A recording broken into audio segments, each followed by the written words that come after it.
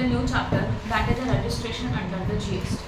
अभी registration under the GST का concept सीखने से पहले इतना समझ लो, ये जो अभी हम लोग कर रहे हैं that is a theoretical concept. Okay, उसके रूल्स एंड रेगुलेशंस पता होने चाहिए। तो ऐसे कौन से इंडिविजुअल्स हैं जिन लोगों को जीएसटी के अंदर रजिस्ट्रेशन करना कंपलसरी है, और ऐसे कौन से डीलर्स हैं जिनको रजिस्ट्रेशन जीएसटी के अंदर रजिस्ट्रेशन नहीं किया तभी भी चलेगा। ये सारे रूल्स एंड रेगुलेशंस हम लोग देखेंगे, बिकॉज जीएसटी के अंदर रजिस्ट्रेशन करने के भी कुछ अपने बेनिफिट्स हैं, बराबर ना, वो हम लोगों को पता चले कि इसके रूल्स एंड रेगुलेशंस हैं। एंड इसका एक पूरा प्रैक्टिकल क्वेश्चन 7 मार्क के लिए पेपर में होगा ही होगा। अगर आपका लक है तो 15 मार्क के लिए भी आ सकता है, बट 7 to 8 मार्क के लिए कंपलसरी ये क्वेश्चन आता ही है। ठीक है, अभी जीएसटी का फुल फॉर्म क्या बता? Goods and service tax, right, that is known as a GST. तो जीएसटी का जो भी लॉ है उसके लिए सबसे पहले जीएसटी के अंदर रजिस्ट्रेशन करने के लिए हमारा जो नेचर है रजिस्ट्रेशन का वो है GST is a pan based. जब भी हम लोग जीएसटी के अंदर रजिस्ट्रेशन करेंगे तो पैन बेसिस के ऊपर रहेगा, that is a and state specific, that is a pan is not compulsory. मतलब हम लोग ये भी कर सकते हैं कि स्टेट के स्पेसिफिक भी रजिस्ट्रेशन कर सकते हैं कि पर्टिकुलर स्टेट के लिए पर्टिकुलर रजिस्ट्रेशन। तो इसका नेचर दो टाइप से, एक स्टेट के ऊपर डिपेंड है as well as PAN basis के ऊपर है। तो जब भी आप जीएसटी का नंबर लेते हैं तो उसके अंदर पैन नंबर इंक्लूडिंग होता ही है कंपल्सरी। ठीक है, one state one registration concept क्या बताया मैंने रजिस्ट्रेशन के लिए? वन स्टेट वन रजिस्ट्रेशन, मतलब जिस स्टेट में जाओगे उसका अपना एक रजिस्ट्रेशन होगा, and that is a one registration पर स्टेट या तो यूनियन टेरिटरी। अगर हर एक स्टेट में जाते हो तो उसके उनके स्टेट का रजिस्ट्रेशन जरूरी है। जीएसटी के रूल्स एंड रेगुलेशन तो सेम ही रहेंगे, उसमें कोई फर्क नहीं होगा, बट हर एक स्टेट का अपना रजिस्ट्रेशन होना चाहिए जीएसटी के लिए। या तो अगर यूनियन टेरिटरी में जा रहे हैं तो each and every union territory having a one registration. Okay, now optional registration is what? However, business entity having a place of business in the state may obtain the separate registration for each state place of business, that is a optional registration। मतलब क्या होता है देखो कि समझ लो एक dealer है महाराष्ट्र का, उसका बिजनेस पूना में है, नागपुर में है, लातूर में है, तो ऐसे सिचुएशन में वो सेपरेट रजिस्ट्रेशन भी ले सकता है या तो वो सिंगल रजिस्ट्रेशन भी रख सकता है, that is a optional registration for the each place of business. Clear हो गया जो मैंने बताया? ईच प्लेस ऑफ बिजनेस का मतलब क्या होता है? जैसे कि अभी मेरा बिजनेस जो है महाराष्ट्र स्टेट में एक प्लेस में मुंबई में, ये पूना में भी हमारा बिजनेस चल रहा है, same as well as Maharashtra में किसी और प्लेस में भी चल रहा है। तो अगर डीलर को लगता है हर प्लेस के लिए रजिस्ट्रेशन अलग अलग चाहिए तो अलग अलग कर सकता है, but it is not a compulsory, it is a optional. अगर एक स्टेट के अंदर अलग अलग रजिस्ट्रेशन है तो that is a optional registration. एक रजिस्ट्रेशन किया तो भी इनफ है, वही रजिस्ट्रेशन अंडर द जीएसटी वो यूज़ कर सकता है डिफरेंट प्लेस ऑफ बिजनेस। ठीक है, उसके बाद आता है जीएसटी आइडेंटिफिकेशन नंबर। ऑब्वियसली जब आप जीएसटी के अंदर रजिस्ट्रेशन करते हो तो we got a number that is known as a GSTIN, GST identification number. GST का फुल फॉर्म पता है? Goods and service tax identification number, that is a GSTIN। Clear हो गया? ठीक है, ओके, ये 15 डिजिट का नंबर होगा कंपलसरी, और ये जो 15 डिजिट का नंबर है इसके अंदर आपका पैन नंबर भी इंक्लूडिंग होगा। ठीक है, registration under the GST is not a specific but that is a single registration for all the taxes. मतलब देखो जब आप जीएसटी का रजिस्ट्रेशन करेंगे तो अभी हम लोगों ने लास्ट लेक्चर में देखा कि जीएसटी के अंदर क्या क्या लॉस थे। पहला वाला CGST था, SGST था, UTGST था, IGST था, कॉम्पनसेशन सेस था। ये जो 5 अलग अलग लॉ है जीएसटी के अंदर, तो हर एक के लिए अलग अलग रजिस्ट्रेशन कंपलसरी नहीं है। ऑब्वियसली इन सब के लिए एक ही रजिस्ट्रेशन यूजफुल है, दैट इज जीएसटी का रजिस्ट्रेशन। तो अगर आपने वन रजिस्ट्रेशन किया तो CGST, SGST, IGST, UTGST and compensation से सबके लिए सिंगल रजिस्ट्रेशन ही काम करेगा। तो अलग अलग लॉज के लिए अलग अलग टैक्सेस के लिए सेपरेट रजिस्ट्रेशन जरूरी नहीं है। क्लियर हो गया? तो हमारा अभी देखो इसमें हम लोगों ने क्या क्या देखा? Conclusion is what? जो जीएसटी का नंबर रहेगा वो पैन बेसिस के ऊपर रहेगा। जीएसटी का 15 डिजिट्स का जो नंबर होता है उसके अंदर आपका पैन इंक्लूड होता है। हर स्टेट के लिए सेपरेट रजिस्ट्रेशन होगा, और एक ही स्टेट में अगर हमारे अलग अलग बिजनेस के प्लेसेस है तो उनके लिए हमारा रजिस्ट्रेशन ऑप्शनल है। वन रजिस्ट्रेशन वन स्टेट के लिए क्या कभी भी इनफ है। अलग अलग प्लेसेस के लिए अलग अलग रजिस्ट्रेशन करना कंपलसरी नहीं है। ये एक पॉइंट समझा? ओके, जो भी जीएसटी का रजिस्ट्रेशन है in that all taxes and all laws are applicable. मतलब ये जीएसटी का एक रजिस्ट्रेशन सारे टैक्सेस के लिए एप्लीकेबल है। CGST, SGST, IT, GST, UT, GST सबके लिए एप्लीकेबल है। इसके लिए सेपरेट रजिस्ट्रेशन करने का जरूरत नहीं है। ये क्लियर है? Okay, now the important one, the person who is liable for registration. देखो ये रूल्स इतना क्यों जरूरी है? जब हम इसके सम सॉल्व करेंगे तो क्वेश्चन के अकॉर्डिंग आपको पता होना चाहिए कि कौन से पर्सन को रजिस्ट्रेशन लायबल है और कौन से पर्सन को रजिस्ट्रेशन लायबल नहीं है। तो ऐसे कौन कौन से लोग हैं जिनको रजिस्ट्रेशन करना कंपलसरी है? ऐसे हमारे पास 4 कैटेगरीज है. First one, those who exceeds the threshold limit and that is the aggregate turnover is greater than 20 lakh या तो 40 lakh and the aggregate turnover is greater than 10 lakh for the specified category of the state. इसको हम लोग थोड़ा रफली देखेंगे, details में हम लोग आगे देखेंगे. क्या क्या बताया मैंने? पहला कैटेगरी, किनको रजिस्ट्रेशन करना कंपलसरी है? उनको रजिस्ट्रेशन जीएसटी के अंदर करना ही होगा जिनका एग्रीगेट टर्नओवर. अभी एग्रीगेट टर्नओवर इज व्हाट, उसको बाद में डिटेल में एक्सप्लेन करूंगी. बस फिलहाल इतना याद रखो, टर्नओवर का मतलब होता है आपका सप्लाई. टर्नओवर का मतलब क्या होता है? आपका सप्लाई. तो जो भी डीलर है उसका जो भी सप्लाई है that is in short known as a turnover. अगर उस पर्सन का एग्रीगेट टर्नओवर ये ग्रेटर देन होना चाहिए 20 लाख या तो 40 लाख. अब 20 किसके लिए 40 किसके लिए वो बाद में देखेंगे, राइट है. तो फिलहाल बस इतना याद रखो, जिन डीलर्स का aggregate turnover 20 lakh and 40 lakh से ज़्यादा है ओके नॉर्मल स्टेट के लिए, और जिनका aggregate turnover is greater then 10 lakh for special category of the state. Special category में 4 स्टेट आते हैं. कौन से आते हैं वापस बाद में बताऊँ. तो जो स्पेशल कैटेगरी स्टेट में है उनके लिए टर्नओवर कितने का होना चाहिए? 10 लाख या तो उससे ज़्यादा. ओके 10 लाख से ज़्यादा, नॉट 10 लाख, 10 लाख से ज़्यादा. और जिनका टर्नओवर जो नॉर्मल स्टेट है उनमें से कुछ स्टेट्स का टर्नओवर 20 लाख एंड 40 लाख से ज़्यादा होना चाहिए. अगर ये एग्रीगेट टर्नओवर नॉर्मल स्टेट्स के लिए 20 एंड 40 से ज़्यादा है एंड स्पेशल कैटेगरी स्टेट्स के लिए 10 लाख से ज़्यादा है, तो in that situation registration is a compulsory. उन लोगों को रजिस्ट्रेशन क्या है? कंपल्सरी है. पहला पॉइंट क्लियर हो गया. Second point is what, who are registered under the earlier law. देखो जीएसटी आने से पहले हमारे पास कौन कौन से लॉस थे? कोई बता सकता है? वैट था, सीएसटी था, येस और नो, राइट. अगर हम लोगों का जो भी सेल है वो सप्लाई है वो आउटसाइड द सेल है तो सेंट्रल सेल्स टैक्स था. विद इन द स्टेट है तो एडवाट था, सर्विस टैक्स था. तो जो लोग ऑलरेडी जीएसटी आने से पहले के लॉज में अगर रजिस्टर थे तो उनको बाय डिफॉल्ट जीएसटी के अंदर रजिस्ट्रेशन करना ही पड़ेगा, कंपल्सरी. क्लियर है. तो समझ लो मिस्टर ए है वो सर्विस टैक्स में था और उसका सर्विस टैक्स का रजिस्ट्रेशन था, मतलब सर्विस टैक्स का नंबर उसके पास था.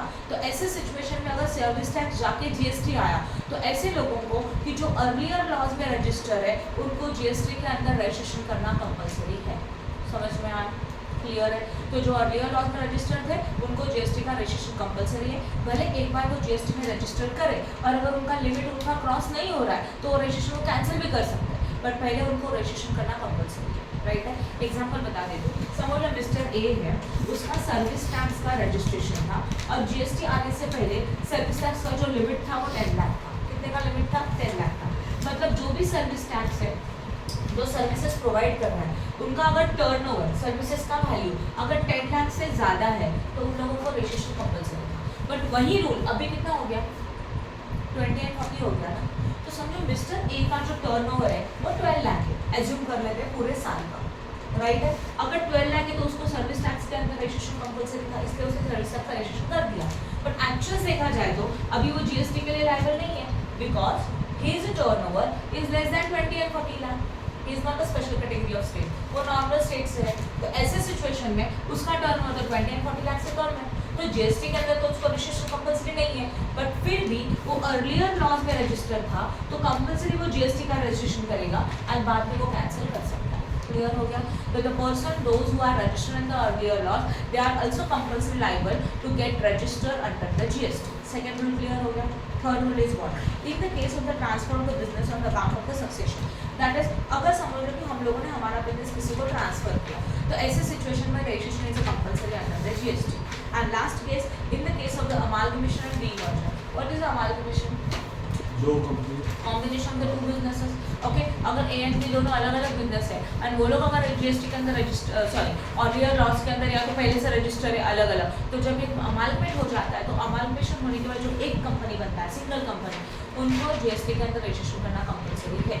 एंड डीमर्जर मतलब ऑलरेडी दो बिजनेस कंबाइन थे अभी वो अलग अलग हो रहे हैं. तो ऐसे सिचुएशन में जो बिजनेस अलग अलग हो रहे हैं न्यू बिजनेस है उनको भी जीएसटी के अंदर रजिस्ट्रेशन करना ही होगा. समझ में आया? राइट है. राइट. पोस्ट प्रोविजन कौन दे रहे? जो डीलर का. देखो हम लोग क्या देख रहे हैं? Registration under the GST. Right. समझा आ रहा है? रजिस्ट्रेशन अंडर द जीएसटी में 4 कैटेगरीज है.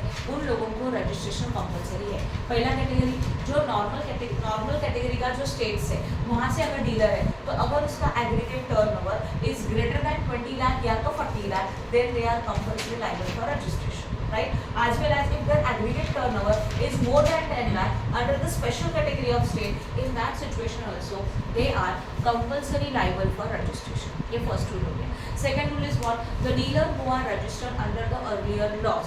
जो dealers earlier laws के अंदर registered थे, उन लोगों को इंडिया GST के अंदर registration करना compulsory. ओके फिर अगर हम लोगों ने हमारा बिजनेस ट्रांसफर कर दिया तो जिसको ट्रांसफर किया उसको जीएसटी के अंदर रजिस्ट्रेशन करना कंपलसरी है.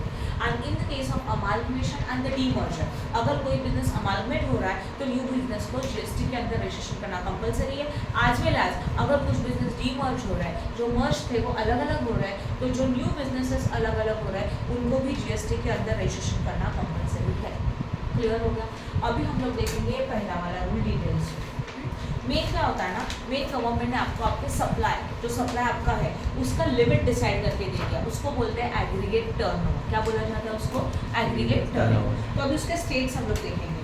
अभी हमारे पास कुछ स्टेट्स है, वो है स्पेशल कैटेगरी के स्टेट. कौन से स्टेट? स्पेशल कैटेगरी के स्टेट. वो है स्पेशल कैटेगरी के स्टेट जो है वो है MMT.N. इस तरह से आप इसको याद रख सकते हैं. ठीक है ना? ये जो 4 स्टेट है ना वो स्पेशल कैटेगरी के स्टेट्स है. यहाँ के डीलर्स के लिए लिमिट कितने का है? 10 लाख. कितने का लिमिट है? 10 lakh. Means if special category के स्टेट का जो भी डीलर है, राइट आयुष, उसका एग्रीगेट टर्नओवर अगर 10 लाख से ज्यादा है, they are liable for registration under the GST. Okay अभी MMT.N is what? Manipur, Mizoram, Tripura, Nagaland. याद रख सकते हो? Manipur, Mizoram, Tripura and what? Nagaland. Make my trip .in. इस तरह से आप इसको याद रख सकते हो. शॉर्टकट रखेंगे तो स्टेट्स को इजीली याद हो जाएंगे. ओके तो ये स्टेट को हम लोग बोलते हैं स्पेशल कैटेगरी स्टेट. क्या बोला जाता है इनको? स्पेशल कैटेगरी स्टेट बोला जाता है. यहाँ के डीलर्स का जो एग्रीगेट टर्नओवर है, अगर वो एग्रीगेट टर्नओवर 10 लाख से ज्यादा है तो in that situation they are compulsory liable for registration. First point समझ में आया? ओके अभी सेकंड कैटेगरी में हमारे पास कुछ स्टेट्स है. सैम पीपू.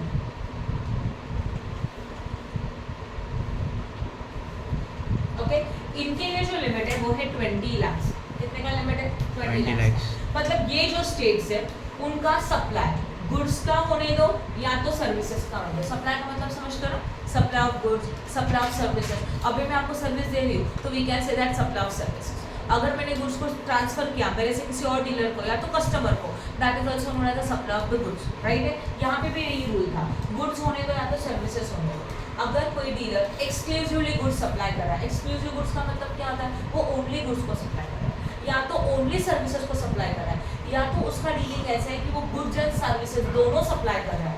और अगर वो स्पेशल कैटेगरी के स्टेट में से है, मणिपुर, मिजोरम, त्रिपुरा, नागालैंड, तो उनके लिए उनका एग्रीगेट टर्नओवर अगर 10 लाख से ज्यादा है तो in that situation they are compulsory liable for registration. Okay फिर सेकंड कैटेगरी आती है, अगर उनका सप्लाई ओनली गुड्स है, ओनली सर्विसेज है या तो दोनों. तो सैम 2P में आता है सिक्किम, अरुणाचल प्रदेश, मेघालय, तेलंगाना, पांडिचेरी, उत्तराखंड. सिक्किम, अरुणाचल प्रदेश, मेघालय, तेलंगाना, पांडिचेरी, उत्तराखंड. ये जो 6 स्टेट्स है उनके लिए लिमिट कितने का है? 20 लाख का. मतलब इन 6 स्टेट्स के जो डीलर्स है उनका एग्रीगेट टर्नओवर अगर ग्रेटर दैन 20 लाख है तो they are liable for registration. वो लोग रजिस्ट्रेशन के लिए लाइबल है, अदरवाइज नहीं है. अगर इनका एग्रीगेट टर्नओवर 20 से कम है तो उनको रजिस्ट्रेशन करना कंपलसरी नहीं है. ये पॉइंट भी समझ में आया. एंड बचे कुछ सारे जो स्टेट्स है, अदर्स बोल सकते हैं इनको, इंक्लूडिंग जम्मू कश्मीर. जम्मू कश्मीर भी इसी कैटेगरी में आता है. तो उनके लिए क्या रूल्स है? अगर exclusive supply of goods only, क्या बताया मैंने? Exclusive supply of goods only, मतलब उसका जो भी सप्लाई हो रहा है वो किसका सप्लाई हो रहा है? ओनली गुड्स का सप्लाई हो रहा है. तो ऐसे सिचुएशन में उसका लिमिट होना चाहिए 40 लाख से ज्यादा. ओके तो सप्लाई ऑफ गुड्स है तो aggregate turnover should be greater than 40 lakh. अगर सप्लाई ऑफ सर्विसेज है तो aggregate turnover should be greater than 20 lakh. Right है? एंड अगर गुड्स एंड सर्विसेज बोथ है तो aggregate turnover should be greater than 20 lakh. Then they are liable for registration. समझ में आया? तो हमारे पास स्टेट्स में 3 कैटेगरी के स्टेट्स हैं। स्पेशल कैटेगरी के स्टेट्स MMT.in, सैम पीपू का अदर्स में आता है। उसमें लिमिट एक ही कॉमन लिमिट है 20 लाख का, कि कुछ भी सप्लाई करो, गुड्स हो, सर्विसेज हो, या तो बोथ, दोनों भी सप्लाई कर रहा है, तभी भी उसकी लिमिट कितने का है? 20 लाख का। They are liable to get registered if aggregate turnover is greater than 20 lakh, otherwise no, not a company, there is no need to pay the registration under the GST। ये समझ में आया? ओके। एंड अदर्स में क्या क्या आता है? अगर कोई भी डीलर अदर स्टेट से है, मतलब ये 4 और ये 6 स्टेट्स छोड़ के बाकी के स्टेट में से है, तो अगर उसका सप्लाई एक्सक्लूसिव ऑफ गुड्स है, सिर्फ गुड्स का सप्लाई कर रहा है, तो लिमिट कितने का है? 40 लाख का। मीन्स एग्रीगेट टर्नओवर 40 लाख से ज़्यादा है तो they are liable to register, otherwise no. Then if services supply कर रहा है, ओनली सर्विसेज, नो गुड्स, तो उसके लिए लिमिट है 20 लाख का। अगर उसका aggregate supply of services 20 lakh से ज़्यादा है, then they are liable to get register, yes और नो। एंड अगर वो दोनों को सप्लाई कर रहा है, goods as well as services, तो ऐसे सिचुएशन में उसका टर्नओवर कितना होना चाहिए? ओके। तो रजिस्ट्रेशन का रूल इज व्हाट? क्या समझ में आया? हमारे पास 3 टाइप्स है, ध्यान दो आप। GST का अंदर रजिस्ट्रेशन करने के लिए कुछ रूल्स है। हमारा aggregate turnover, that is a total supply, should be greater then 10 lakh under the special category of state. अगर हमारा स्पेशल कैटेगरी का स्टेट है, मतलब MMT.in, मणिपुर, मिजोरम, त्रिपुरा, नागालैंड, अगर इन 4 स्टेट में से कौन सा भी स्टेट है, तो उसके डीलर के लिए उसका एग्रीगेट टर्नओवर 10 लाख से ज़्यादा है, तो they are liable to register under the GST। Okay. फिर आता है नेक्स्ट स्टेप, सैम पीपू, ये अदर स्टेट्स है। उस डीलर का सप्लाई गुड्स हो या तो सर्विसेज है या तो बोथ है, दोनों है, तो उनकी लिमिट कितने का? 20 लाख का। If aggregate turnover is greater than 20 lakh, then they are liable to get register under the state of the सैम पीपू। सिक्किम, अरुणाचल प्रदेश, मेघालय, तेलंगाना, पौंडीचेरी, उत्तराखंड, ये 6 स्टेट्स हैं। यहाँ से अगर कोई डीलर है तो उसके लिमिट कितने का है? 20 लाख का। किसका लिमिट है? ये सप्लाई का लिमिट है। मेरे माइंड में ये फिट कर लो। एग्रीगेट टर्नओवर में क्या क्या इंक्लूड है वो तो अभी डिटेल्स में देखेंगे, बट शॉर्ट में आप अप्लाई मतलब आइडेंटिफाई करके रखेंगे कि aggregate turnover means your supply. समझ में आया? इसमें परचेस इंक्लूड नहीं होता। पता है ना फर्क? एक डीलर है, गुड्स परचेस कर रहा है और एक सेल कर रहा है, तो जो सेल कर रहा है मतलब दूसरे को दे रहा है, दैट इज अ सप्लाई। तो purchase is not included under the aggregate turnover, only supply is included under the aggregate turnover. Clear हो गया? ओके। उसके बाद आता है अदर स्टेट्स, मतलब सैम स्पेशल कैटेगरी स्टेट एंड सैम पीपू के स्टेट छोड़ के जो बाकी के डीलर्स है, अगर वो डीलर्स गुड्स का सप्लाई कर रहा है तो उनका only exclusive of goods, no services, तो उनके लिए लिमिट है 40 लाख का। If their aggregate turnover is greater than 40 lakh, then they are liable to get registered. Okay, if they are exclusive supply of services and if their aggregate turnover is greater than 20 lakh, then they are liable to get registered, right? And if they are supplying both goods as well as services, दोनों supply कर रहे हैं, तो again limit कितने का है? 20 lakh. Clear? तो ऐसे सिचुएशन में एग्रीगेट टर्नओवर 20 लाख से ज़्यादा है, then they are liable to get registered। ये समझ में आया? ओके। अभी हम लोग देखेंगे कि what is a aggregate turnover, what points are included in aggregate turnover and what points are excluded under the aggregate turnover। मतलब जब आप ये लिमिट करेंगे, कैलकुलेट करेंगे, तो एग्रीगेट टर्नओवर में क्या क्या ऐड करेंगे एंड क्या क्या ऐड नहीं करेंगे वो हम लोग देखेंगे। Okay. Aggregate turnover includes taxable supply. Taxable supply का मीनिंग क्या होता है? जो गुड्स आप सप्लाई कर रहे हो वो टैक्सेबल गुड्स है, टैक्स फ्री नहीं है, उसको बोलते हैं टैक्सेबल सप्लाई। सेकेंड वन आता है एग्जेम्प्टेड सप्लाई। एग्जेम्प्टेड सप्लाई का मतलब क्या होता है? ऐसा सप्लाई कि जो एग्जेम्प्टेड है। एग्जेम्प्टेड का मतलब समझते हो? मतलब क्या? उसके ऊपर कोई टैक्स नहीं लगता, that goods are known as exempted goods, right? जैसे कि वेजिटेबल्स है जो GST के अंदर नहीं आते, और एग्जेम्प्टेड गुड्स को वेजिटेबल नहीं आता और एक चीज़ आती है, क्या आती है एग्जेम्प्टेड GST, एग्जेम्प्टेड सप्लाई? कोई बता सकता है? और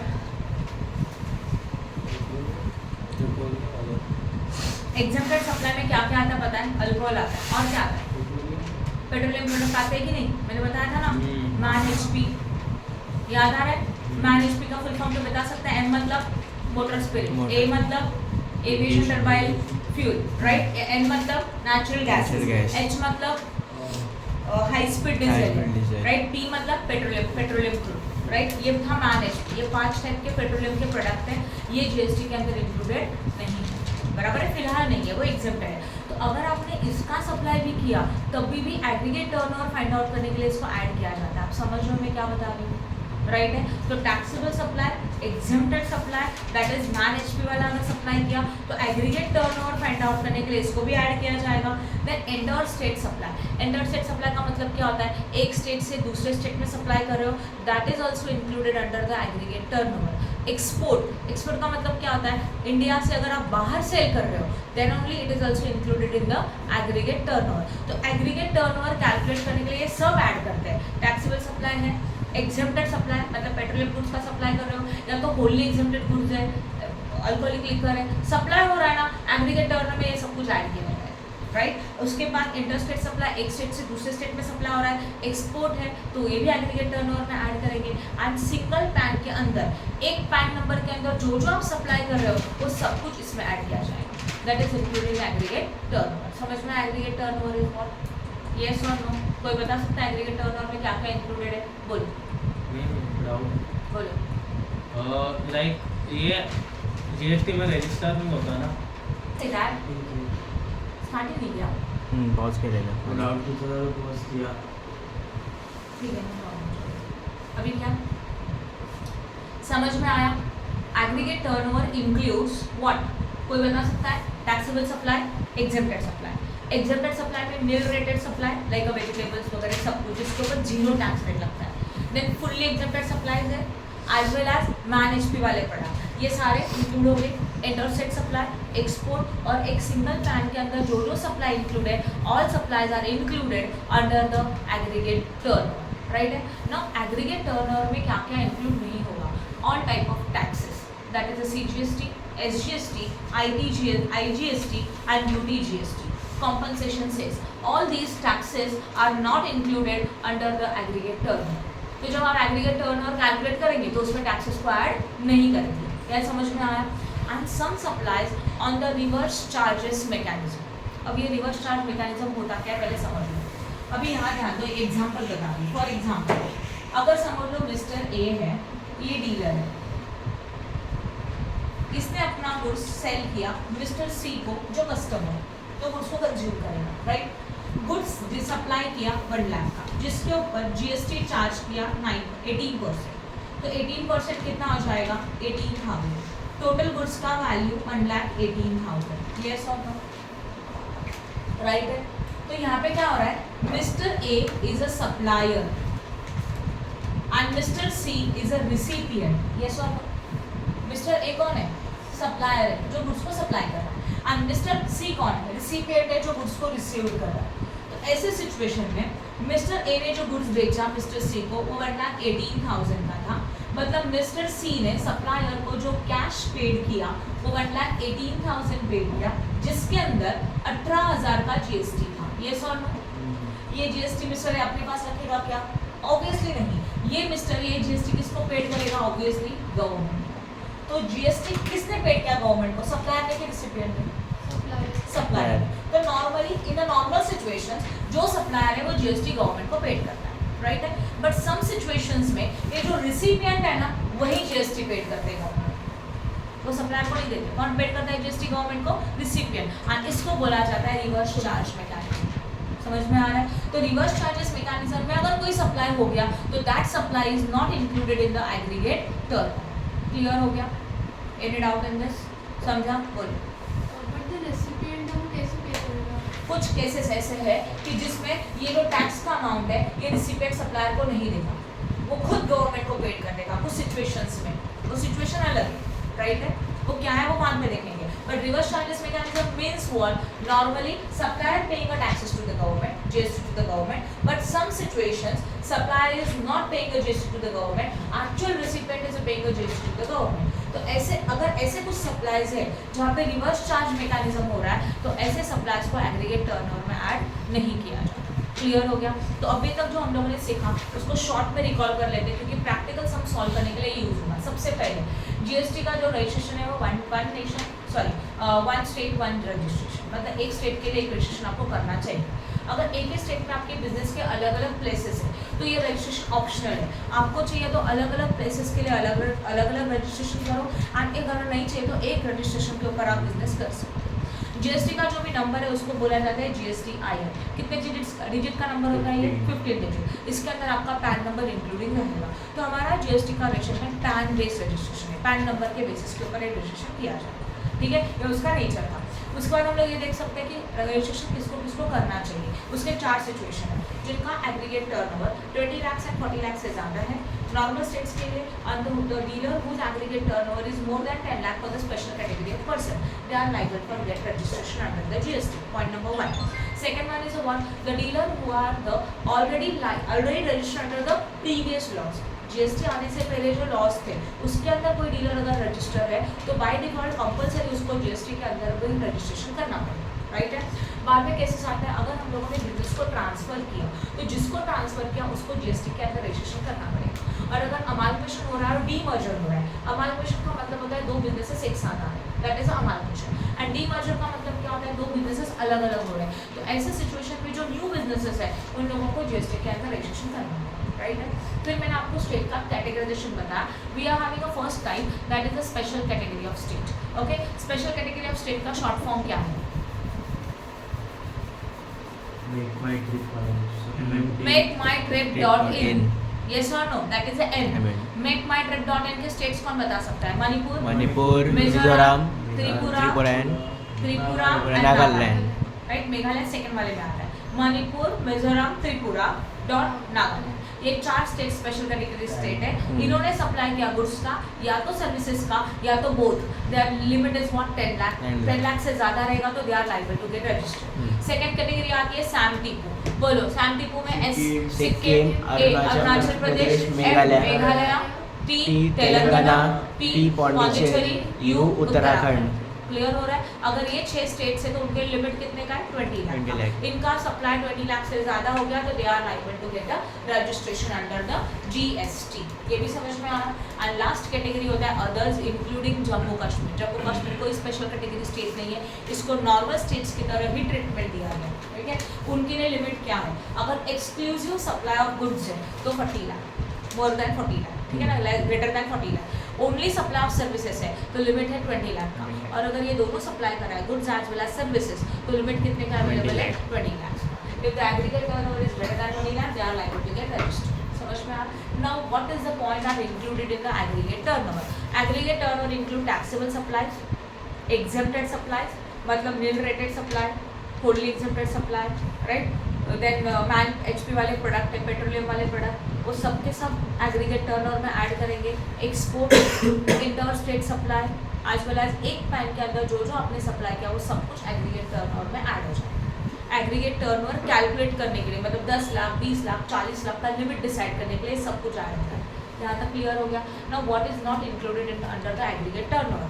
एग्रीगेट टर्नओवर में क्या क्या ऐड नहीं करना चाहिए? All type of taxes are not included in aggregate turnover. CGST, SGST, IGST, UTGST, compensation cess as well as reverse charges mechanism वाला supply, all these points are not included under the what? GST, aggregate turnover। ये point aggregate turnover include नहीं है। Okay, अभी ऐसे कौन से situations है कि जहाँ पे हम लोगों को लिमिट देखना ज़रूरी नहीं है। आपका 10 लाख, 20 लाख एंड 40 लाख का लिमिट सेटिस्फाई नहीं हो रहा है, then only they are compulsory liable to get registered under the GST। वो केसेस हम लोग देखेंगे। समझा जो मैंने बताया वो?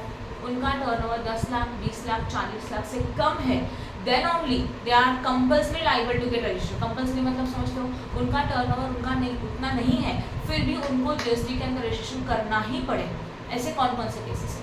पहला केस है inter state supply. Inter state का मतलब क्या होता है? विद इन द स्टेट के outside the state? With in the state. मैंने आपको एक लॉजिक बताया था। इंटर एंड इंट्रा 2 कैटेगरीज होती है। मैंने बताया इंटर कॉलेज कंपटीशन, क्या सोचते हो आप?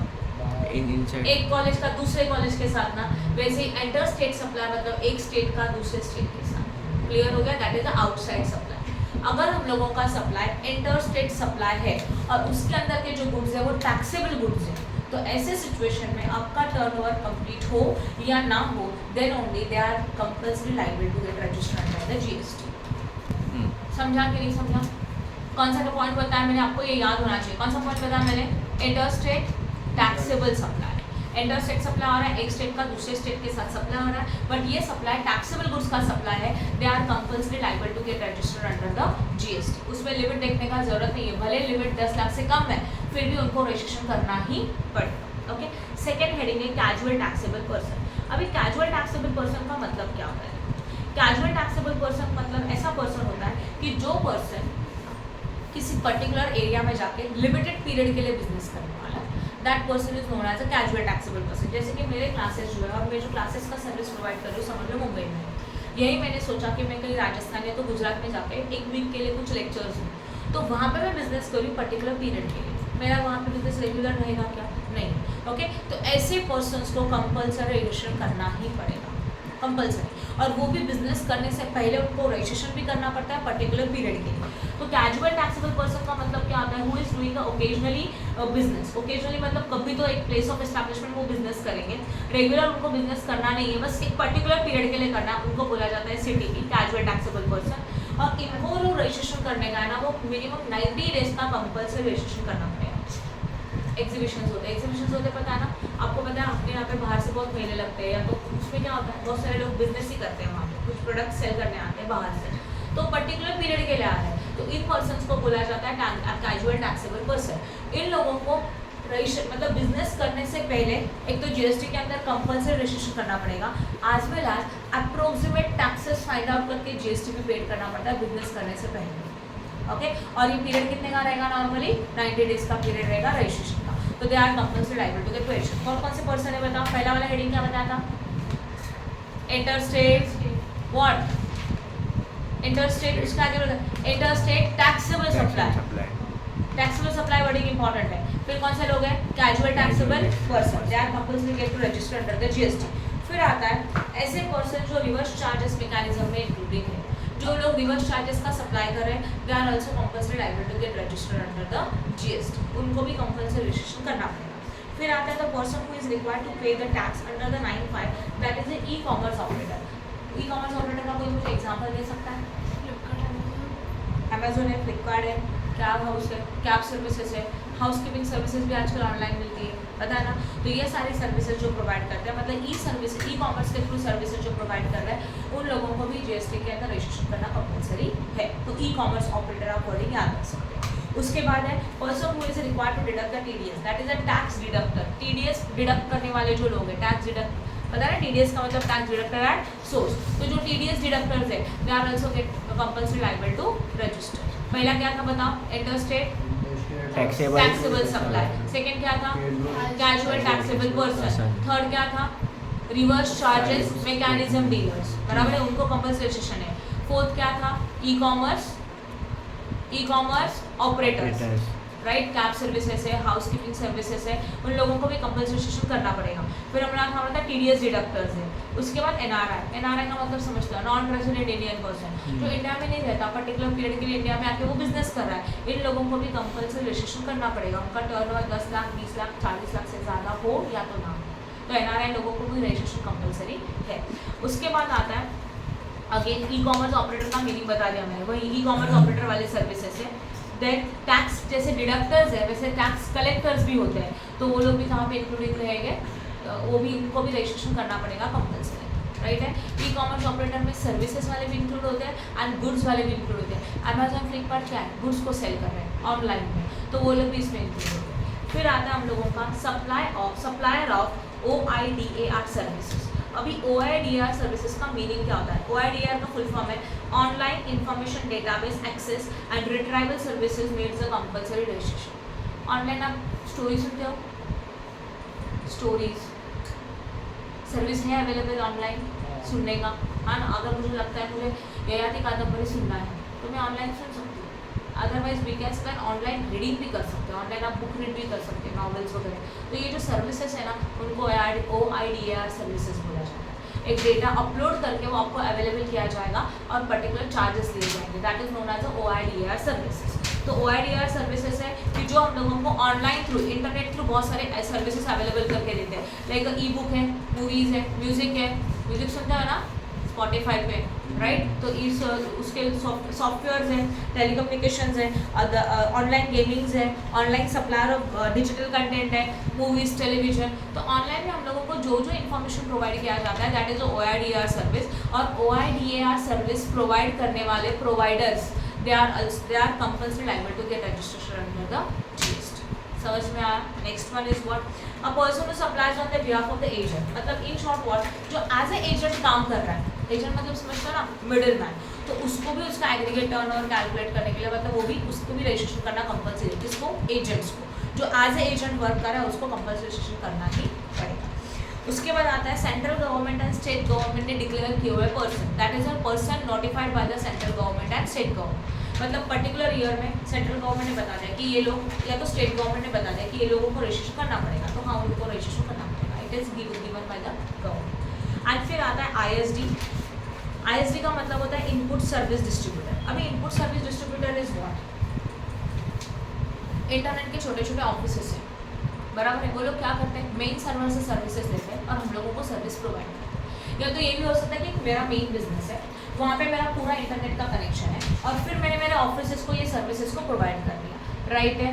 तो ऐसे ऑप्शन को बोला जाता है what, ISD, right, input service distributor, ठीक है ना। तो इन लोगों को भी रजिस्ट्रेशन कंपल्सरी करना पड़ेगा। आपको बस हेडिंग याद रखना है, आपको उसका मीनिंग कहीं काम नहीं आएगा, बस ये वर्डिंग आया तो समझ जाओ कि आपको रजिस्ट्रेशन करना पड़ेगा। चलो बताओ लाइन से कौन कौन से हेडिंग है। पहला क्या था, इंटरस्टेट टैक्सेबल, वर्डिंग इंपॉर्टेंट है, टैक्सेबल सप्लाई। एग्जेम्प्टेड रहेगा तो registration is not compulsory, but taxable रहेगा तो रजिस्ट्रेशन इज अ कंपल्सरी। फिर उसके बाद क्या आता है, कैजुअल टैक्सेबल पर्सन। फिर क्या आता है कैजुअल टैक्सेबल पर्सन के बाद रिवर्स चार्जेस मैकेनिज्म। फिर ई-कॉमर्स ऑपरेटर, उसमें सर्विसेज वाले भी और ये वाले भी इंक्लूडिंग है, ठीक है। उसके बाद आता है TDS डिडक्टर, लाइन में जाता है, TDS डिडक्टर है, and tax collector and tax deductor दोनों आते हैं इसमें। Then OIDR service, online information जो सर्विस प्रोवाइड करता है, ई बुक्स है, मूवीज़ है, टेलीकम्युनिकेशन सर्विस है, ऑनलाइन गेमिंग है, सब कुछ, तो वो लोगों को भी रजिस्ट्रेशन करना कंपलसरी है। एंड फिर आता है हम लोगों का NRI लोग आते हैं जिनको रजिस्ट्रेशन करना कंपलसरी है, एजेंट को रजिस्ट्रेशन करना चाहिए। The person who is specified by the government, उनको वो रजिस्ट्रेशन कंपलसरी करना चाहिए। And input service distributor, they are also liable to get registered under the GST। और ये जो हम लोगों ने सीखा उसका सेक्शन था सेक्शन 24। क्या सेक्शन था, अंडर सेक्शन 24 के अंदर डिसाइडेड है कि who is liable for compulsory registration without the turnover. Point समझ में आया, they are liable to get registered under the GST, compulsory, उनको करना ही पड़ेगा, ये हेडिंग आता है। ओके, अभी हम लोग देखेंगे ऐसे कौन से लोग हैं जिन्होंने रजिस्ट्रेशन नहीं किया तो भी चलेगा, भले उनका टर्नओवर 40 लाख से ज़्यादा है, राइट। आर्यन का डाउन, बराबर ना, कोई डीलर है सिर्फ पेट्रोलियम प्रोडक्ट को सप्लाई कर रहा है तो उसका टर्नओवर 40 लाख से ज़्यादा है, तभी भी उसको रजिस्ट्रेशन करना कंपलसरी नहीं है, बिकॉज पेट्रोलियम के गुड्स GST के अंदर आते ही नहीं है। यस और नो? तो इसका मतलब क्या, the person who is exclusive supply of the petroleum goods, ऐसा डीलर है कि जिसका सिर्फ सप्लाई पेट्रोलियम गुड्स का है, उन लोगों को रजिस्ट्रेशन करना कंपलसरी नहीं है। पहला पॉइंट समझा? Okay. Agricultural product, agricultural product के ऊपर GST लगता है क्या? इशू नहीं लगता, 0% है, राइट। तो अगर कोई ऐसा डीलर है जो सिर्फ एग्रीकल्चरल गुड्स प्रोवाइड कर रहा है, उसके अलावा कुछ नहीं कर रहा है, तो उसको भी रजिस्ट्रेशन करना कंपलसरी नहीं है। नहीं किया तभी भी चलेगा। ये समझ में आया? जो पर्सन अल्कोहलिक लिकर का सप्लाई कर रहा है उसको GST का रजिस्ट्रेशन कंपलसरी है क्या? करना पड़ेगा क्या? इनको नहीं किया तभी भी चलेगा, वो घाट का देख लेगा। GST के अंदर जरूरी है क्या? नहीं है, क्योंकि उसका सप्लाई जो है वो गुड्स GST के अंदर है ही नहीं है। तो उसका सप्लाई कितना भी होने दो, 40 लाख से ज़्यादा भी हुआ तभी भी they are not liable to get registered under the GST। उसको रजिस्ट्रेशन करने का जरूरत नहीं है GST के अंदर। तो 3 प्रोडक्ट बताया, एग्रीकल्चर प्रोडक्ट, पेट्रोलियम वाले product, as well as what, alcoholic liquor वाले प्रोडक्ट। इन लोगों को GST के अंदर रजिस्ट्रेशन करना जरूरी नहीं है, they are not liable to register under the GST। Yes और नो? ठीक है। फिर आता है हम लोगों का, पॉज करो 2 मिनट के लिए। Okay, now we are starting where and by when apply for registration. अब ये थ्योरी में आपको रीड करके एक्सप्लेन करूँगी क्योंकि ये प्रॉपर सिर्फ थ्योरी है। अभी तक का जो भी मैंने थ्योरी आपको एक्सप्लेन किया वो आपको प्रैक्टिकल सम सॉल्व करने के लिए यूज़ होगा, तो आपको याद करना ही है। और इसके आगे का थ्योरी जस्ट क्या होता है रजिस्ट्रेशन, कैसे करना चाहिए, रजिस्ट्रेशन करने की प्रोसेस क्या है, वो सब कुछ देखेंगे, ठीक है। ये आपको ऑब्जेक्टिव के लिए एंड थ्योरी लिखने के लिए काम आएगा। Now where and by when to apply for registration. किसी भी पर्सन को रजिस्ट्रेशन के लिए कब अप्लाई करना चाहिए और कहाँ पे अप्लाई करना चाहिए। Point number 1, person who is liable to register under the section 22 and section 24 in every person, मतलब जो लोग सेक्शन 22 एंड सेक्शन 24 के अकॉर्डिंग लाइबल है वो लोग रजिस्ट्रेशन के लिए अप्लाई कर सकते हैं। मतलब उन्होंने पहले उनका कंडीशन कंप्लीट करना चाहिए। कंडीशन हम लोगों ने देखा, कंपल्सरी रजिस्ट्रेशन जिनको है they are also liable for registration, as well जिनका एग्रीगेट टर्नओवर 20, 10, 40 से ज़्यादा है they are liable for registration. तो अगर ये कंडीशन सेटिस्फाइड होता है तो वो लाइबल कर सकते हैं। In every such state and union territory in which he is so liable, कहाँ पे अप्लाई करेंगे? जिस स्टेट में वो लाइबल हो रहा है उस स्टेट में वो रजिस्ट्रेशन के लिए अप्लाई करेंगे, या तो जिस यूनियन टेरिटरी में, राइट विशु, जिस यूनियन टेरिटरी में वो लाइबल हो रहा है उसी यूनियन टेरिटरी में वो अप्लाई करेंगे रजिस्ट्रेशन के लिए। ये पॉइंट समझ में आया? येस और नो? इसके बाद then within 30 days from the date on which become a liable for registration, जिस दिन उनका टर्नओवर 10 लाख या तो 20 लाख या तो 40 लाख से ज़्यादा हो जाता है, बराबर अपना रूल है ना कि एग्रीगेट टर्नओवर 10, 20, 40 से ज़्यादा है तो they are liable for registration. तो जिस मंथ में या तो जिस डेट को they are liable for registration, उसके बाद उस डेट के बाद 30 दिन के अंदर उनको रजिस्ट्रेशन के लिए अप्लाई करना चाहिए। With in how many days? 30 days only. ये रूल है। जैसे कि आज हम लोग लाइबल हो गया, आज हमारा टर्नओवर 10 लाख से ज़्यादा हो गया, तो आज के बाद 30 दिन के अंदर हम लोगों को जीएसटी के अंदर रजिस्ट्रेशन करने के लिए उनके ऑनलाइन पोर्टल के ऊपर एप्लीकेशन फॉर्म सबमिट करना पड़ेगा 30 दिन के अंदर। नहीं किया तो क्या होता है बताओ, ठीक है?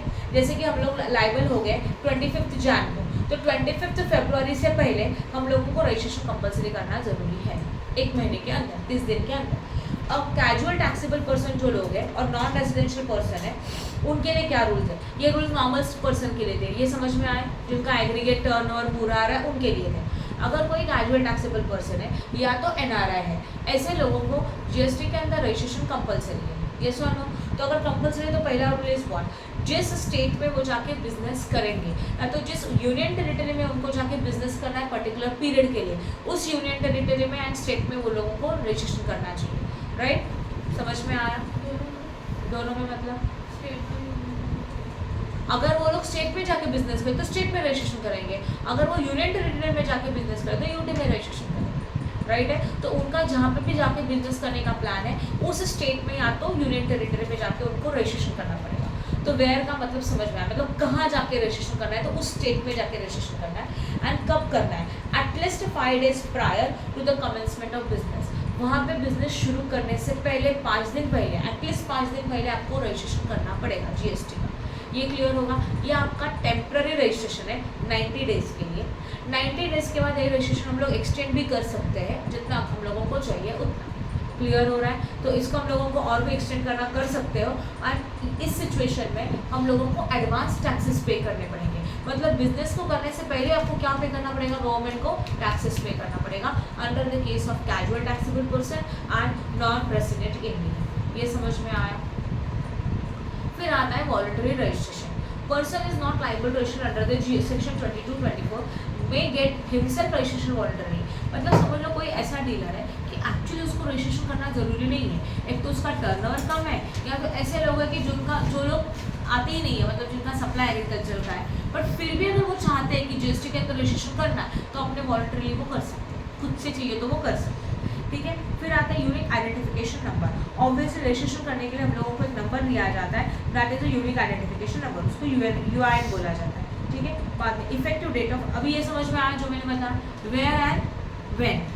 वेयर मतलब कहाँ रजिस्ट्रेशन करना चाहिए और कब करना चाहिए।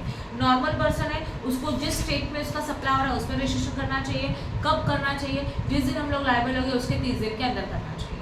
जो कैजुअल टैक्सेबल पर्सन है और एनआरआई है, इन लोगों को रजिस्ट्रेशन करना चाहिए जिस प्लेस पे, जिस स्टेट में जाके बिजनेस करेंगे वहाँ पर रजिस्ट्रेशन करना चाहिए बिजनेस स्टार्ट होने से पहले एटलीस्ट 5 दिन तक, और ये रजिस्ट्रेशन का वैलिडिटी रहेगा 90 days तक। इनको एडवांस पेमेंट भी करना पड़ेगा। और अगर कोई बंदा ऐसा है, कोई बिजनेस मैन है जिसको खुद से रजिस्ट्रेशन करने का ये जीएसटी के अंदर वो कर सकता है, उसको ऐसा नहीं कि नहीं करना चाहिए, वो अगर वॉलंटरी चाहिए तो कर सकता है, ठीक है? Now effective date of registration. अभी इफेक्टिव डेट ऑफ रजिस्ट्रेशन मतलब हमारा रजिस्ट्रेशन का एक्चुअल फाइनल डेट क्या रहेगा? देखो, application submitted with in 30 days। कितने दिन के अंदर एप्लीकेशन सबमिट करना है जीएसटी के ऑनलाइन पोर्टल के ऊपर? 30 days के अंदर। अभी तो बता रहे हैं, okay? 30 days of the applicant become liable for registration. Effective date is a date on which he becomes a liable for registration.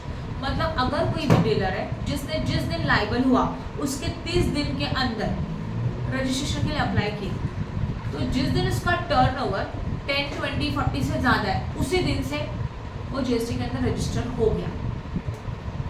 समझ में आया? और एक बार एक्सप्लेन कर रही हूँ, क्या बताया मैंने? इफेक्टिव डेट ऑफ रजिस्ट्रेशन हम लोग क्या बोल सकते हैं, बोलो। हाँ करती हूँ, बट पहले कंसेप्ट तो समझ लो। Date of registration, effective date of registration का मतलब मैंने क्या बताया, आप लोगों का रजिस्ट्रेशन का डेट क्या हो। ओके, अकॉर्डिंग टू रूल अगर किसी भी डीलर ने 30 दिन के अंदर रजिस्ट्रेशन के लिए अप्लाई किया, तो जिस दिन उसका टर्नओवर 10, 20, 40 से ज़्यादा हो चुका था, मतलब जिस दिन वो लाइबल हुआ था वही दिन रजिस्ट्रेशन का डेट रहेगा। फॉर एग्जाम्पल अगर 25 जन को हम लोगों का जो टर्नओवर है हमारे एग्रीगेट टर्नओवर की लिमिट से ज़्यादा हो गया, मतलब 20 लाख है, 20 लाख से ज़्यादा हो गया टर्नओवर, तो we are liable for registration on that date. फिर क्या डेट बोला था मैंने? 25 जन बोला था। अगर हम लोगों ने अप्लाई किया ऑनलाइन पोर्टल पे 25 जन के बाद 30 दिन के अंदर, मतलब 25 फरवरी के पहले हम लोगों ने ऑनलाइन एप्लीकेशन डाल दिया कि we are going to register under the GST, तो ऐसे सिचुएशन में हमारा जीएसटी का रजिस्ट्रेशन का डेट 25 जन ही रहेगा। जिस दिन आप लाइबल हो गए उसी दिन आपका रजिस्ट्रेशन हो गया, अगर आपने 30 दिन के अंदर अप्लाई किया तो। समझ में आया? और अगर हम लोगों ने 30 दिन के अंदर अप्लाई नहीं किया तो क्या होता है? Okay, application submitted for the registration is after 30 days. In that situation, effective date of the date is a date grant of registration. Effective date वो डेट रहेगा जिस दिन आपको रजिस्ट्रेशन ग्रांट हुआ गवर्नमेंट से। मतलब समझ लो 25 जनवरी हम लोगों का लाइबल डेट है, we are liable to get registration under the GST on 25 Jan, मतलब हमारा जो टर्नओवर है वो 25 जन को हमारा लिमिट क्रॉस कर गया, तो उस डेट से हम लोग लाइबल हैं। बट 25 जन के बाद 30 दिन के अंदर, राइट आयुष, 30 दिन के अंदर हम लोगों को क्या करना चाहिए था? एप्लीकेशन करना चाहिए था, बट 30 दिन के अंदर हम लोगों ने अप्लाई किया ही नहीं। ठीक है, 30 दिन के बाद हम लोग अप्लाई कर रहे थे, तो गवर्नमेंट सेज दैट अगर हम लोगों ने एप्लीकेशन किया मार्च में जाके, 1 मार्च को जाके एप्लीकेशन किया, मतलब 30 दिन के बाद किया, 1 मार्च में किया हुआ एप्लीकेशन फाइनलाइज हो गया समझो 31 मार्च को, तो जिस दिन आपका एक्चुअल रजिस्ट्रेशन हो गया 31 March, that is the date of registration. समझ में आया? क्लियर है? तो 30 दिन के अंदर करते हो तो लाइबल वाला डेट रजिस्ट्रेशन का डेट है, 30 दिन के अंदर नहीं करते तो जिस दिन एक्चुअल रजिस्ट्रेशन सैंक्शन हुआ डेट रजिस्ट्रेशन का डेट है। ओके, आगे अभी देखते हैं optional registration. Person having a multiple places of business, बताया था एक डीलर को अगर अलग अलग प्लेसेस है तो उसका रजिस्ट्रेशन ऑप्शनल होता है हर एक स्टेट में, यूनियन टेरिटरीज में। Then one place of the business of this taxable person is paying under a normal living, on other hand of the business shall be granted registration। छोड़ो ये इसका ज़रूरत नहीं है। हाँ, अभी और एक रूल है कि अगर कोई भी पर्सन कंपोजिशन स्कीम में जाता है तो उसके लिए नॉर्मल रूल्स अप्लाई नहीं होते। समझा मैंने क्या बोला? जब हम लोग जीएसटी के टैक्सेस पे करने के नॉर्मल रूल्स हैं, किसी डीलर ने कंपोजिशन स्कीम को ऑप्ट किया, राइट है? कंपोजिशन स्कीम क्या होता है उसके सम्स वगैरह बाद में देखेंगे। अगर किसी डीलर ने कंपोजिशन स्कीम के अंदर ऑप्ट किया तो वो नॉर्मल रूल अप्लाई नहीं कर सकता, और अगर कोई नॉर्मल में है तो कंपोजिशन स्कीम अप्लाई नहीं कर सकता। क्लियर हो रहा है? तो जीएसटी के जो नॉर्मल रूल्स है वो अलग है, और कुछ लोग जो छोटे छोटे डीलर है वो बोल रहे हैं हम लोग इतना सारा प्रोसीजर क्यों फॉलो करें, हमारा बिजनेस तो छोटा सा है, तो इनके लिए गवर्नमेंट ने रखा कंपोजिशन स्कीम। उन लोगों के लिए एक पर्टिकुलर 1% का टैक्स पेड करने का है, खत्म उनके गुड्स के ऊपर, बाकी उनको कुछ पूछा नहीं जाएगा। और जीएसटी का जो एक्चुअल मैकेनिज्म है वो अलग है टैक्सेस का, वो मैंने आपको ऑलरेडी बताया। टैक्स कलेक्ट हुआ, टैक्स में से पेड हुआ टैक्स माइनस करते हैं, बचा हुआ टैक्स गवर्नमेंट को पे करते हैं। याद है पहला लेक्चर? येस और नो? जो डीलर ने टैक्स कलेक्ट किया उस टैक्स में से जो टैक्सेस हम लोग पेड कर रहे हैं वो माइनस करने के बाद जो रिमेनिंग टैक्सेस है वो हम लोग गवर्नमेंट को पेड करते हैं। ये जीएसटी का प्रॉपर मैकेनिज्म है, ठीक है? बट जो छोटे छोटे डीलर्स हैं उन लोगों को ये सब कुछ नहीं करना है, तो वो लोगों के लिए एक ऑप्शन रखा है गवर्नमेंट ने, ठीक है, आप अपने सप्लाई का टर्नओवर का 1% टैक्स भर दो, वो लोग होते हैं कंपोजिशन स्कीम वाले लोग। तो अगर आपने कंपोजिशन स्कीम अप्लाई किया तो हम लोग रजिस्ट्रेशन में नहीं जा सकते, राइट है? और रजिस्ट्रेशन में इस नॉर्मल रजिस्ट्रेशन में तो कंपोजिशन स्कीम ऑप्ट नहीं कर सकते। येस और नो? ओके, एक आता है सू मोटो रजिस्ट्रेशन। सू मोटो रजिस्ट्रेशन मतलब क्या? देखो नॉर्मली क्या होता है ना, बहुत सारे डीलर ट्राई करते हैं कि उनका टर्नओवर है बट फिर भी वो जीएसटी के अंदर रजिस्ट्रेशन नहीं करते क्योंकि उनको टैक्सेस भरने पड़े। इसीलिए ऑफिसर्स ऑलवेज चेक करते हैं कि हर एक का टर्नओवर कितना है, क्या है, उनका एग्जामिनेशन चलते रहता है। तो अगर विजिट करने के बाद ऑफिसर्स को पता चलता है कि किसी बंदे ने जानबूझ के अपना टर्नओवर नहीं दिखाया और वो टर्नओवर शो किए बिना ऐसे ही बिजनेस कर रहा है, तो ऐसे सिचुएशन में ऑफिसर ऑर्डर निकालता है और उसको कंपनसेशन करना ही पड़ता है। उसको बोलते हैं suo motu registration, legally SUOMOT motu registration. Clear? It is a legally, by legally officers order करेगा कि इसका बिजनेस है बट फिर भी ये नहीं दिखा रहा है, ये लीगली अपना बिजनेस छुपा रहा है, उसको लिए लीगली बाय लॉ रजिस्ट्रेशन करना ही पड़ेगा। उनको बोला जाता है रजिस्ट्रेशन। ठीक है, उसके बाद आता है, हाँ अभी लास्ट पार्ट बचा है प्रोसीजर ऑफ रजिस्ट्रेशन। रजिस्ट्रेशन का प्रोसीजर क्या है, इसको खत्म होने के बाद आज के लिए बस, ठीक है ना। प्रोसीजर ऑफ रजिस्ट्रेशन एकदम सिंपल है, 10 मिनट के अंदर हो जाएगा। ठीक है, ओके। अब प्रोसीजर मतलब क्या, देखो every person is liable to the registration. अभी ये हो गया कि हर एक पर्सन है वो लाइबल है रजिस्ट्रेशन के लिए, हमारे सारे रूल सेटिस्फाइड हो गए, तो हम लोगों ने रजिस्ट्रेशन के लिए ऑनलाइन पोर्टल ओपन किया। ऑनलाइन पोर्टल के ऊपर आपको क्या क्या भरना पड़ेगा, हम लोगों को इन्फॉर्मेशन भरना होगा, हमारा pan number, mobile number, email address. Clear हो रहा है? फिर ये वैलिडेट हो जाएंगे, पैन वैलिडेट हो जाएगा अपना कॉमन पोर्टल के ऊपर, right, from CBDT central board direct access के बोर्ड से, डेटाबेस से, and mobile number and email ID verify किया जाएगा वन टाइम पासवर्ड से। समझा जो मैंने बताया था? येस और नो? जैसे ही हम लोगों को रजिस्ट्रेशन करने का है, राइट ओके, जैसे हम लोग को रजिस्ट्रेशन करने का, हम लोगों को कुछ डेटा फिलअप करना पड़ेगा, PAN number, mobile number as well as email address for validation. Okay, हमारा मोबाइल नंबर एंड जो ईमेल आईडी है वो हम लोगों को OTP के थ्रू वो वैलिडेट हो जाएगा कि यही है कि नहीं है, तो एक OTP आता है, OTP डालने का तो वैलिडेट हो जाता है। तो वैलिडेशन के बाद second is what, temporary reference number, that is a TRN is generated and communicated in the applicant on the verified mobile number and the email address। जैसे हम लोग रजिस्ट्रेशन के लिए अप्लाई करते हैं, हमारा mobile number and email ID जो है वो वैलिडेट हो गया OTP के थ्रू, तो उसके बाद हम लोगों को एक टेम्पररी रजिस्ट्रेशन रेफरेंस नंबर मिलता है, TRN नंबर मिलेगा। ये टेम्पररी नंबर हमारे रजिस्ट्रेशन के लिए टेम्पररी दिया गया नंबर है और कुछ नहीं, एक तो मोबाइल में मिलेगा या तो ईमेल में मिलेगा। ठीक है, उसके बाद क्या हो जाता है, ये TRN नंबर लेके इलेक्ट्रॉनिकली हम लोग पार्ट बी में जाएंगे। मतलब क्या, पार्ट बी के अंदर हम लोगों को सारे के सारे डॉक्यूमेंट सबमिट करना है। जैसे कि हमारा बिजनेस का प्लेस है, उसका प्रूफ सबमिट करना है, बिजनेस प्लेस का एड्रेस प्रूफ सबमिट करना है, as well as partnership deed है, बैंक स्टेटमेंट है, डायरेक्टर डिटेल्स है, सारे के सारे जो रिसिप्ट्स है, सारे के सारे डॉक्यूमेंटेशन है, वो हम लोगों को पार्ट बी में कंप्लीट करने हैं with the reference of the TRN number, that is a temporary reference number. तो हम लोगों को सारे के सारे डॉक्यूमेंट अपलोड करना है, राइट है, ये समझ में आया। फिर कैजुअल टैक्सेबल पर्सन है, उनके रजिस्ट्रेशन के लिए भी उनको भी एक TRN नंबर मिलेगा, एडवांस डिपॉजिट पेमेंट में टैक्सेस भी करेंगे इलेक्ट्रॉनिक कैश लेजर के थ्रू, और उनको उस डिपॉजिट का रिसिप्ट भी मिलेगा। कुछ समझा कि नहीं समझा? पहले क्या होता है, PAN number, mobile number as well as email ID हम लोग पुट करें, ठीक है ना। पैन का वैलिडेशन किया जाएगा कॉमन पोर्टल के थ्रू, ठीक है। Mobile number and email ID का वैलिडेशन किसके थ्रू करेंगे, OTP के थ्रू। वैलिडेशन होने के बाद हम लोगों को एक टेम्पररी रेफरेंस नंबर प्रोवाइड किया जाएगा। With this number we are going to upload all your documents, place of proof of place of business, proof of identity, then bank के डिटेल्स है, डायरेक्टर के डिटेल्स है, पार्टनरशिप डिटेल, तो जो भी business के हमारे डिटेल्स डॉक्यूमेंट है उनको अपलोड किया जाएगा। ये समझ में आया? जो कैजुअल टैक्सेबल पर्सन है उनको ये डॉक्यूमेंट भी अपलोड करना है, आज वेल एज उनको इसी स्टेज में एडवांस टैक्स भी पे करना है। बिजनेस करने से पहले ही टैक्सेस भरने पड़ते हैं कैजुअल टैक्सेबल पर्सन, ओके। तो ये सब इस स्टेज में किया जाए, टेम्पररी रेफरेंस नंबर लेके। ये पॉइंट समझ में आया? उसके बाद क्या होता है, फिर ये एप्लीकेशन फॉरवर्ड होता है प्रॉपर ऑफिसर के पास। ये एप्लीकेशन हमारे डॉक्यूमेंट्स के साथ ऑफिसर के पास जाएगा। अब ऑफिसर सारा चेकिंग करेगा, एक नॉर्मल प्रोसीजर क्या होगा, proper officer examine the application and the documents, सारे डॉक्यूमेंट चेक किए जाएंगे। अगर ये परफेक्ट है, एकदम ऑर्डर के थ्रू है, येस है, तो विद इन 3 वर्किंग डेज आप लोगों को मिल जाएगा, एप्लीकेशन सबमिट करने के बाद आप लोगों को मिल जाएगा GST का रजिस्ट्रेशन। क्लियर हो गया? हमारे डॉक्यूमेंट्स बहुत परफेक्ट है, सारे के सारे राइट है, उसमें कोई मिस्टेक्स नहीं है। तो with in 3 working days of the application, जिस दिन आपने अप्लाई किया उसके 3 वर्किंग डेज के अंदर आपको GST रजिस्ट्रेशन मिल जाएगा, राइट। ये समझ में आया? और समझ लो ये डॉक्यूमेंट्स में कुछ गड़बड़ है, मतलब हमारे प्रॉपर ऑफिसर के जो भी 3 वर्किंग डेज के अंदर proper officer issue the notice electronically with in 3 working days कि आपके डॉक्यूमेंट्स प्रॉपर नहीं है, उनको और क्या क्या चाहिए वो सब आपको विद इन 3 वर्किंग डेज आपको नोटिस भेज देगा इलेक्ट्रॉनिकली।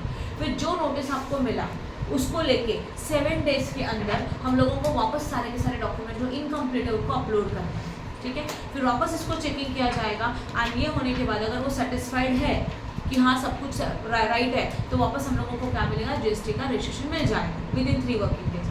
बट अगर नहीं है तो ये एप्लीकेशन कैंसिल हो जाएगा विथ रीज़न कि क्या रीज़न है उसके बाद, एंड फिर आपको वापस एप्लीकेशन करना पड़ेगा न्यूली, पूरा प्रोसीजर समझ में आया। This is a procedure for the registration, clear है।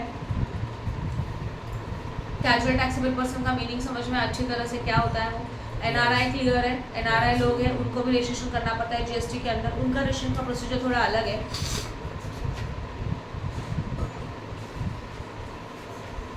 अगर समझ लो प्रॉपर ऑफिसर फेल हो गया 3 वर्किंग डेज के अंदर हम लोगों को सारा का सारा ये देने के लिए, या तो 7 वर्किंग डेज के अंदर क्लैरिफिकेशन देने के लिए, तो ऐसे सिचुएशन में हम लोग एज्यूम करेंगे कि वो एज्यूम हमारा रजिस्ट्रेशन हो गया, इट इज़ डिक्लेयर दैट। अगर उनसे कोई रिप्लाई नहीं आया तो वी कैन एज्यूम दैट कि हमारा रजिस्ट्रेशन इज कन्फर्म, क्लियर हो गया, ठीक है। अगर कोई कैजुअल टैक्सेबल पर्सन है, अगर उसको हम लोग उसको बिजनेस करना है किसी और स्टेट में जाके, तो ऐसे सिचुएशन में उसको उस स्टेट में जाके रजिस्टर करना पड़ेगा, ये एक रूल।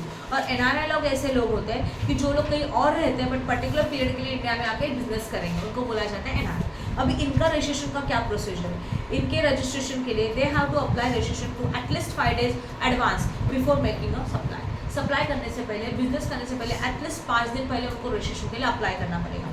जैसे ही एप्लीकेशन किया जाता है, registration is granted to them for the period of operation is extended only after they make a advance deposit. इसका मतलब क्या है कि अगर इनका रजिस्ट्रेशन है वो सैंक्शन किया जाता है बट उसके पहले उन लोगों को एडवांस पेमेंट ऑफ टैक्सेस करने होंगे। एडवांस पेमेंट ऑफ टैक्सेस का डिपॉजिट होगा जिनका रजिस्ट्रेशन का जो एप्लीकेशन है वो सैंक्शन किया जाएगा और उनको रजिस्ट्रेशन दिया जाएगा, राइट है। ये रजिस्ट्रेशन का जो पीरियड है वो 90 डेज का होता है बाय डिफॉल्ट। अगर आपको चाहिए तो हम लोग इसको और एक्सटेंड कर सकते हैं। ये क्लियर हो गया, बस हमारे लिए इतना इंपॉर्टेंट है। बाद में और भी बहुत सारी चीज़ें but it is not necessary. Any doubt in this? तो रजिस्ट्रेशन का थियोरेटिकल कंसेप्ट खत्म। कल के कल हम लोग रजिस्ट्रेशन के प्रैक्टिकल सम्स करेंगे, कल कोई भी एब्सेंट नहीं रहेगा, ओके। तो आज का लेक्चर यहीं पे खत्म।